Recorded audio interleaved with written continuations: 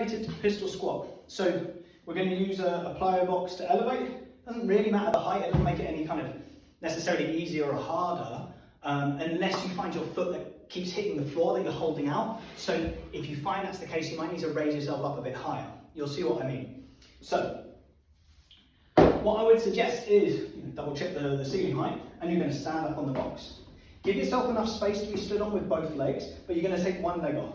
Then from there we're going into a squat, well, what's known as a pistol squat. We don't have to worry about our leg hitting the floor so much because we're so high elevated. We still need to raise the leg up, and ideally keep the leg locked. If you're looking to progress to a full pistol, you're going to really have to work on the strength here, the hip flexor, as well as the mobility to do so. Anyway, I've gone beyond myself here, so let's go back to it, the elevated pistol squat. So we're dropping down into a squat, get as low as you can, foot is flat. You can almost use the box a little bit for balance with this leg if you're struggling for balance. Really try not to, so I'm not going to rely on that, like so.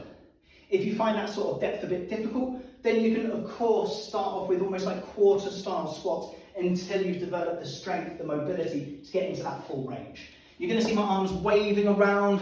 Do whatever you need to stay balanced. Don't worry about hunching over forward. It's just the nature of it.